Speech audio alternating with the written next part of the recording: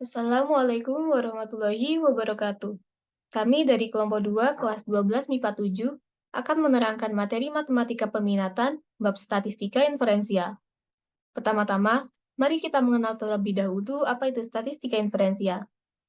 Statistika inferensial adalah metode statistika yang dapat dipakai untuk memperoleh suatu kesimpulan dari sampel yang diambil dari suatu populasi. Sampel sendiri adalah bagian dari populasi yang dipelajari dalam suatu pengamatan atau penelitian.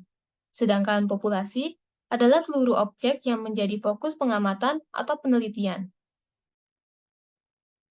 Lalu, apa perbedaan statistika inferensial dengan statistika deskriptif?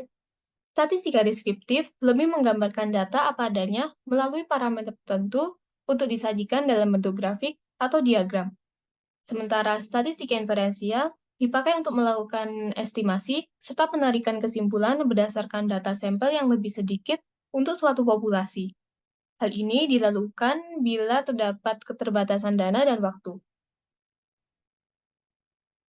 Selanjutnya ada macam sampling yang digunakan dalam statistika inferensial.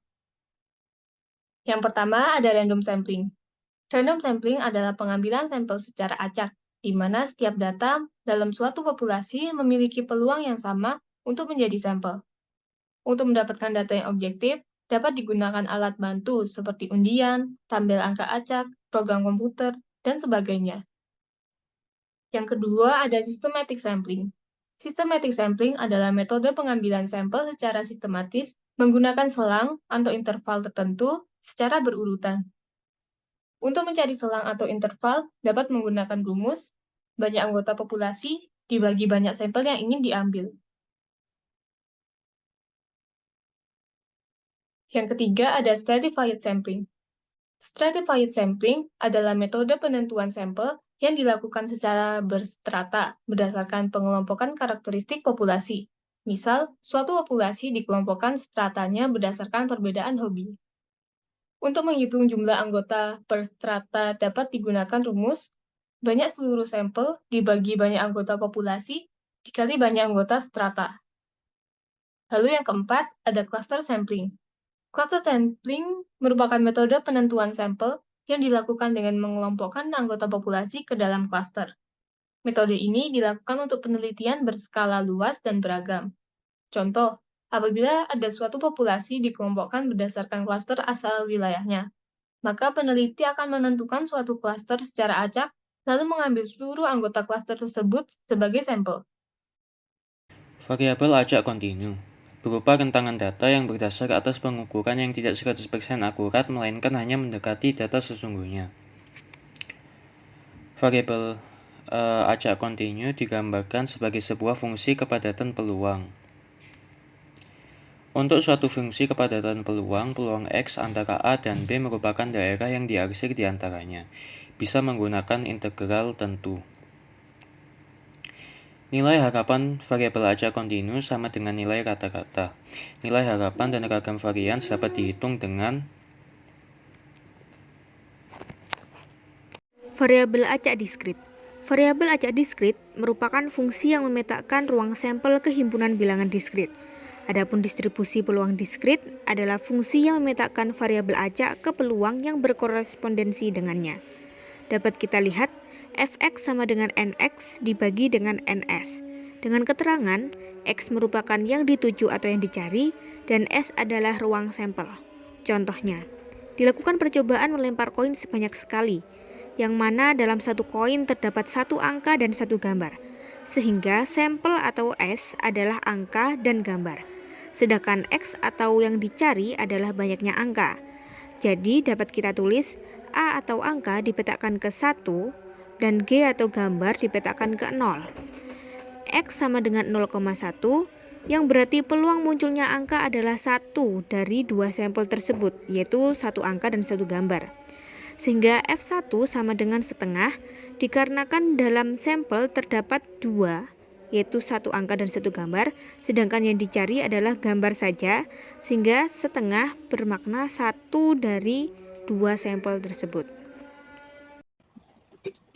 Oke, jadi di sini ada peluang harapan dan variabel diskrit. Peluang harapan variabel diskrit dapat dihitung dengan persamaan EX sama dengan sigma X kalikan peluang X. Jadi untuk kasus ini EX dapat didefinisikan sebagai peluang harapan. Lalu sigma adalah jumlah dari semuanya. Dan X, peluang X misalkan nih, X adalah kemungkinan keluar angka dadu, peluang PX. Nah, untuk X1 sendiri dapat didefinisikan sebagai 1 dikalikan peluangnya keluar angka 1 itu, yaitu 1/6. Lalu dijumlah dengan X2, yaitu 2 kalikan 1/6, dan X3, 3 kalikan 1/6, dan seterusnya. Yang akan ketemu hasilnya 7/2.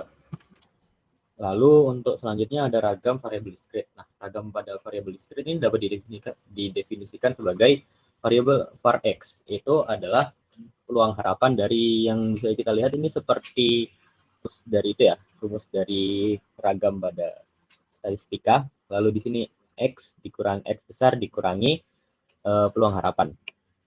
Nah, lalu jika kita jabarkan menjadi seperti ini, yaitu XI min peluang harapan kuadrat lalu dikalikan peluangnya sendiri. Contohnya nih, misalkan pada pelemparan dadu sebelumnya, nanti X satunya itu dihitung 1, lalu dikurangi peluang harapannya tadi ketemu berapa? Tadi peluang harapannya ketemu 7/2, sehingga akan menjadi 1 dikurangi 7/2, lalu dikalikan 1/6. Dan akan misalkan X2 jadi 2 min 7/2, tutup kurung, dikuadratkan, lalu dikalikan 1/6 hingga seterusnya. Seperti itu. Selanjutnya adalah probabilitas distribusi binomial.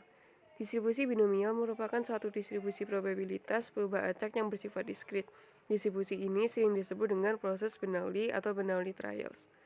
Ciri-ciri dari model percobaan binomial, yang pertama adalah setiap percobaan selalu dibedakan dua jenis kejadian yang bersifat lepas.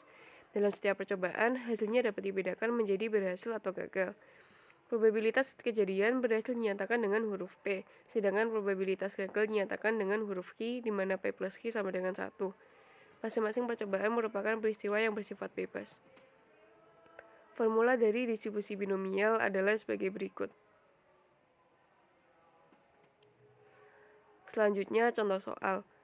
Yang pertama, sebuah koin dilempar 5 kali. Peluang mendapatkan sisi gambar tepat 3 kali adalah, pembahasannya, peluang mendapat gambar pada setiap pelemparan adalah setengah, sedangkan peluang mendapatkan angka pada setiap pelemparan adalah setengah.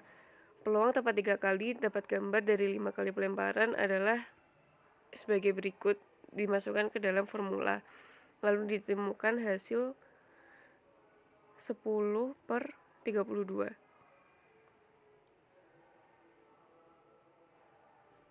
Selanjutnya contoh soal yang kedua. Peluang mendapatkan 1 kali jumlah angka 7 dalam 3 kali pelemparan 2 buah dadu adalah, pembahasan, kemungkinan jumlah mata dadu 7 adalah 1 dan 6, 2 dan 5, 3 dan 4, 4 dan 3, 5 dan 2, 6 dan 1, yaitu sebanyak 6 kemungkinan.